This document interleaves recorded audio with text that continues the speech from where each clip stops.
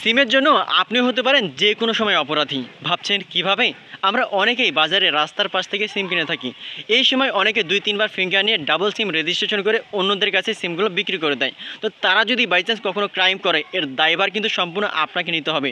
আপনিও যে কোনো সময় বড় ধরনের কোনো বিপদের সম্মুখীন হতে পারেন। সো ইনস্ট্যান্টলি আপনি এখনই চেক করে দেখুন যে আপনার নামে তাহলে কয়টা সিম রেজিস্ট্রেশন করা আছে বা কী কী সিম রেজিস্ট্রেশন করা আছে। কীভাবে চেক করবেন চলুন আমি সেই প্রসেসটা দেখিয়ে দিচ্ছি। বাট এরকম ইম্পর্টেন্ট ভিডিও প্রতিনিয়ত পেতে এই পেজটা ফলো করবেন এবং ইউটিউব চ্যানেলটা সাবস্ক্রাইব করবেন। আর ভিডিওটি টাইমলাইনে বেশি বেশি শেয়ার করে অন্যকে দেখার সুযোগ করে দেবেন। তো চলুন তাহলে মূল ভিডিওটি দেখে নেওয়া যাক। তো ফার্স্টে আপনার যে ফোন কন্ট্যাক্ট আছে, আপনার ফোনের ফোন কন্ট্যাক্টটা আপনি ওপেন করবেন, তারপর ডায়াল পের ওপেন করবেন, তারপরে ছোট্ট একটা কোড আপনাকে ডায়াল করতে হবে *16001#। আবারও বলি *16001#। এটা আপনাকে আপনার সিম থেকে ডায়াল করতে হবে। ওই সিম থেকে আপনাকে ডায়াল করতে হবে যে সিম থেকে আপনার এনআইডি বা ভোটার আইডি কার্ড দিয়ে রেজিস্ট্রেশন করা আছে, এরকম একটা সিম থেকে আপনাকে ডায়াল করতে হবে। তো এখান থেকে আমি একটা সিম থেকে জাস্ট আমি ডায়াল করলাম বা কল করলাম।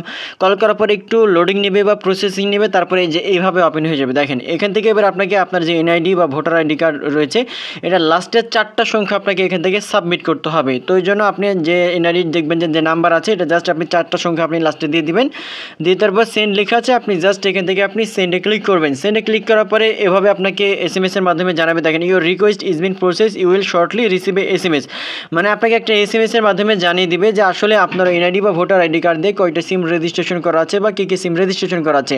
অলরেডি কিন্তু আমার কাছে একটা এসএমএস চলে আসছে। দেখেন উপরের দিকে ঠিক আছে, যদি একটু স্ক্রল করি, এই যে দেখতে পাচ্ছেন এখান থেকে দেখেন মেসেজ চলে আসছে, এই যে 16001 থেকে। তো এটা আমি যদি একটু ওপেন করি, জাস্ট আমি একটু ওপেন করলাম, দেখতে পাচ্ছেন এখান থেকে ওপেন হয়ে যাওয়ার পরে এখানে দেওয়া আছে টোটাল 8টা সিম। মানে আমার এনআইডি বা ভোটার আইডি কার্ড দিয়ে টোটাল 8টা সিম আমি রেজিস্ট্রেশন করেছি।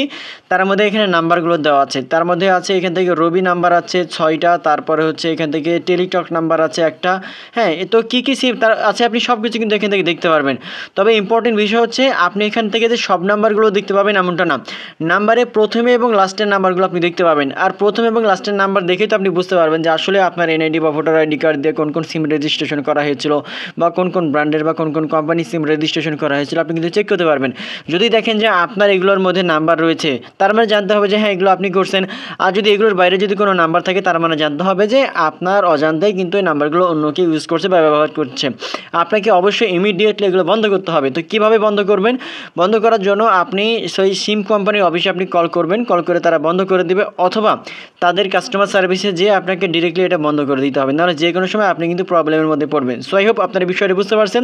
সো একটা ইম্পর্টেন্ট ভিডিও প্রতিনিয়ত পেতে পেজটা ফলো করবেন এবং ইউটিউব চ্যানেল থেকে দেখে থাকলে সাবস্ক্রাইব করবেন। আর ভিডিওটি ভালো লাগলে টাইমলাইনে শেয়ার করে অন্যকে দেখার সুযোগ করে দিবেন। ধন্যবাদ।